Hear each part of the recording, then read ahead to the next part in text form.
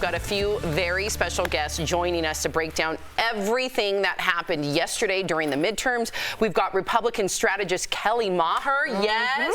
Hey. Thank you. So excited to be here. We need to hear everything because we'll get to many things. So much to talk about. And then, of course, we are joined again by Democratic strategist, who also, by the way, is, okay, Erica, yep, who just so happens to be running for mayor here in Denver, Leslie Harris. Leslie, very important. Did I hear that you won last night? I did. I won my re-election. My voters supported me last night in the Democratic sweep that we did take here in Colorado. It was a big sweep. It was a big sweep. Congratulations, Mazel Tov. Thank you. You're welcome. Okay, so there was a little. Okay, I love this because yes, there was a big sweep, and the fact that I feel like a lot of people expected this big red tsunami to happen. It never reached the shore. Yeah. Why do you think they did not get the turnout that so many people anticipated? Well, I mean, there's a couple different things, right? There was the Dobbs decision, and there was the abortion issue, and I think honestly that polling did not capture that as well. Damn straight. Like it showed up in August, and then people thought it's not that big of a deal, but there was a tail on that. And I think unaffiliated and women in suburbs especially just were like, no, pass. And I think is really a problem, by the way, for Republicans, which is my party, that 75% of the country thinks that the direction is the wrong way right now under the current administration, but they still didn't look to us to be the alternative. Yeah. Wow. Right?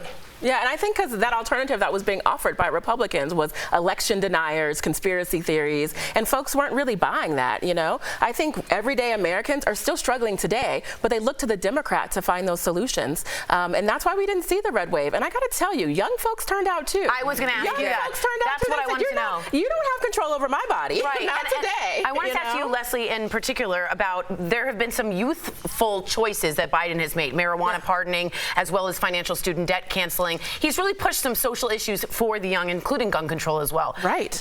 I saw droves of people at University of Michigan, people waiting in line. Yeah. I think the young people came out and said, not only is Roe v. Wade, it's already been decided, but these other issues I want to stand up for too. How big was the youth vote for you? It was so big. The lines here in Colorado and throughout the country, we have not seen those lines in quite some time. For a midterm, for a midterm election. I think folks said, you know what? We are not okay with folks who are going to take away our rights and our freedoms and our ability to be successful in this country. Instead, we're going to show up and we're going to show out for Democrats. And they found Democrats by name. And so I want to be clear that these were active participating voters. These weren't just people who circled Ds. They looked into the research. They figured out who they were voting for. And Ds were worried. Democrats across the board were worried that folks weren't going to turn out. Yeah. The lack of turnout happened on the right, not the left. Yeah, and that's absolutely true. So my husband tried to fill out his ballot, and he did it wrong with a Sharpie and ruined his ballot yesterday. It happens. It happens. Don't give him too much grief. I made so much fun of him. I did. I was like, well, you have a spoiled ballot. You have to go to the polling place. Of course, I did mine correctly. Of course you did. Of course I did. But he said, it was a very long line, and it was full of young people, which is exactly what you were saying. Yeah. And that's a tough place for Republicans to be. And now is the time for us to figure out what the message looks like. And, we saw in Florida, Republicans did very well. We now see Governor Kemp. And ultimately, I think the Republicans who won, the bright spots, were the ones who ran on governing, not on fighting, right? And not with Trump. Right. That was the thing, right? Was many of the Trumpy Republicans, the biggest loser last night, I think, was President Trump. Please don't tweet me or whatever. We can say it again. The biggest loser last night was Donald Trump. You can tweet me on that. That's real. No, and I think that's why this is so important to talk to both of you, because to your points, some of the Trump-backed candidates that we've been covering here on the show and how they did last night speaks to exactly what you were saying. So up first, I want you guys to look at this and to all of our viewers. So in Pennsylvania, and we covered this, Dr. Oz did lose his Senate race to John Fetterman, who won despite his recent stroke. Next in Ohio, Republican J.D. Vance won his Senate race over Democrat Tim Ryan. But in his victory speech, Vance never mentioned Trump, despite getting his endorsement. And finally, in Georgia, as of our taping, that race is still still too close to call between Republican Herschel Walker and Democrat Raphael Warnock. Although Warnock does have a slight lead, this race will, I'm sure, head into in December. Now, you're shaking your head, Erica. What are you thinking? Herschel Walker? What's going on? I really would just like to know, for anyone who voted for Herschel Walker, what was the particular issue that you were supporting him on? You know what it was, Erica? He had a big R next to his name. Or name recognition? They said the NRA, let me ask you this and your take. The NRA spokeswoman said this: he can have aborted baby bald eagles, and as long as we have control of the Senate. They didn't care. Right. They just wanted an R in the Senate. Well, I mean, look, sorry to take over. I just was. No, Leslie understands this, right? Which is the most important vote is for leadership. Yes. Right? Like that is the most important, most base issue, is like who runs the parties. And, you know, here in Colorado, for instance, we had Kevin Priola, who switched parties, and had that actually come close and Republicans had not just absolutely gotten shellacked and like set themselves on fire yesterday. Tell us how you really feel. I mean, it's a good day. Look, here is the thing, right? Is like people are like, oh, how are you going to spin this? And I'm like, I'm not. Good for not you. gonna spin it. There is no spin when you just absolutely get vivisected in public, and that is what happened. Yeah. And so that is an opportunity to figure out who we are and who we're for. Yeah. And we're seeing that in DeSantis, right? Like we're seeing that in people who are saying, hey, look, maybe we need to stop fighting on Twitter and actually talk about governing and offer an alternative and have a good conversation. Right, and by and large, the Democratic candidates that ran across this country were much better candidates. They had records of success and leadership. Right. Folks do understand, because again, those voters are much more savvy, that it does matter what party you come from if you want to control the way the country is going. And we saw that as well. I mean, if you look at Ohio, my friend... I was watching Ohio closely. Yeah, Amelia Sykes, she won that race. A black woman won that race, who's currently in the state house, and she took over. And I think that that's really important to note as well. It wasn't just these big ticket races that folks are talking about. Lauren Boebert, a Republican in Colorado.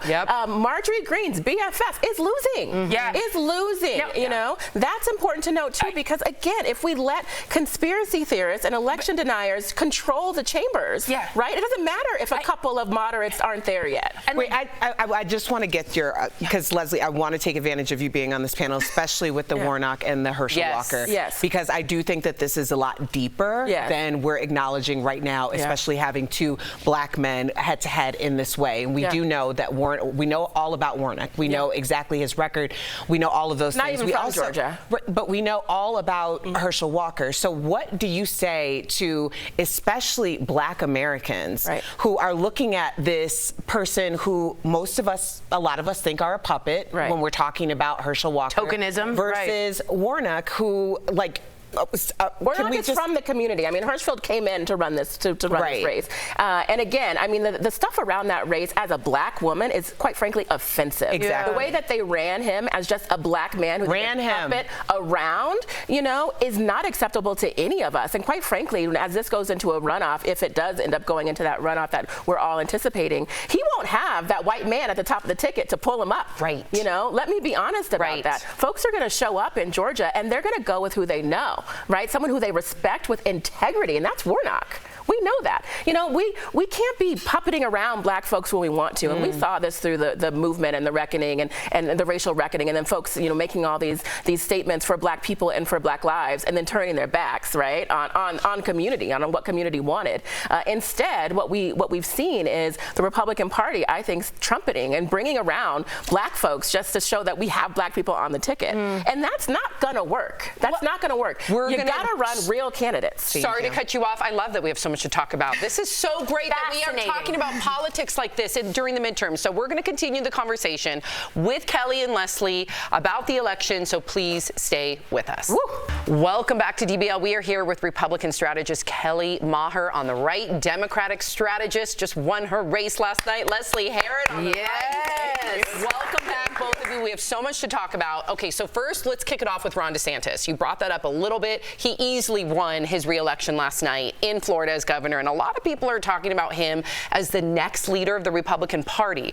Many hoping he'll be returning, or rather, I should say, expecting to run in 2024 as president. What do you think about all that speculation and with Ron DeSantis' legacy? Yeah, I mean, look, that was really the contrast, right? And to the Trump issue and to the Trump question, there is some blame and some responsibility to put on Democrats who buttressed and pushed up Trump people throughout the primary and tried to get them into those seats across the country so that they thought that that was the strategy, right? Like, we'll get Trump people nominated in the Republican Party and then we'll be able to defeat them. And frankly, when we're talking about the Republican wave, it looks like it was actually like a fairly sound strategy. Now, they did that with Donald Trump, thinking, oh gosh, in this primary, we're gonna like try to get Donald Trump to be their Republican nominee, and then like, oops, he won. And that was like kind of a crisis for a while for everybody, right? Especially the Democrats. But, you know, when you have DeSantis and you have that contrast with these Trumpy people, then what you have is you have a guy who's like, look, we have some real issues. We have COVID, we have inflation, we have storms coming to Florida. Let's govern. And then you have a guy who's like, hey, let's fight with people. Let's scream at people. Let's shame people. And I think largely what we saw last night is just a turn away from mean politics and a turn towards people being sick of that crap and wanting somebody who's going to actually do something. Yeah, and I gotta agree with Kelly. I do too. That's 100% right. I agree. You know? And I think that's, you know, that is the truth. We are trying to get away from the divisiveness, but let me be clear, Trump is not going away. There's no bigger ego in this country than his. And that's as he ran these candidates across the country that all lost. The ones who won were the ones who turned away from him. Helped by Democrats. Helped by Democrats. Helped and funded by Democrats. Trump ran voted in their primaries, in the Republican primaries. And then they lost. Right, and then they lost. So let me ask you a question. Let's be clear, the Republican Party hasn't divisively and decidedly said, you know, that they are turning away from Trump. I disagree. I think 2024, we really That's what I want to ask you And both. when does he get in? That's my question. Because he's getting in. Ron DeSantis won. Yes, Trump is getting in. And the question is, he just got shellacked last night, right? So let me ask you this though. I love that you're having trouble getting in. I'm all dancing and I'm not winning. No, you just put cameras on us and we just do this. I love it. Let me ask you this though. The momentum of November 15th, Trump is supposed to make his big announcement. Up until last night, there was a lot of momentum, and now it's like, it's a trot. It's not a gallop anymore. What is the announcement going to be? And does he even have anyone behind him at this point? They're still trying to figure out how to spin what happened last night, you know? But make no mistake, Trump is getting in, and I think that is a deciding factor and determination for Republicans is who are they? Are you a Trumplican or a Republican? Right now, they're a party that's completely divided and fighting, and meanwhile, we have Democrats united, riding together, creating policies that impact people's everyday lives, like the ones we do right here in Colorado. Here's the thing. As a lifelong Democrat, I have to say that I feel like that's a pendulum swing too. What do you mean? It's generally because I will say Republican Party has had a single there's a lot more, in my opinion, one issue voter or single issue voters. And I feel like the Democratic Party has a tendency to be in making sure everyone's okay. That it divides people's household. But I don't think that's where we are right now. I'm saying that's a pendulum swing. I feel like we're getting back to that because I think Democrats are actually listening to the people. Right? I think that's really important is we're hearing the messages. It's not about the fighting. It's not about the Trump. It's what are you doing every day to make sure that I can get through what we just went through during the pandemic. The Republicans were supposed to win by 30. I mean, it was supposed to be insane, right? And that did not happen. And it's because Democrats have consistently showed up with policies that matter to people's everyday lives. All right, Kelly, I know you want to get in there. We gotta go. Look, this is going forever. You're killing me. But if there's anything we can take from this, we've got two people who can passionately discuss politics without it getting divisive and vitriolic. So I appreciate both of you. Thank you very much, Kelly and Leslie. We appreciate you joining us and providing much insight on the elections.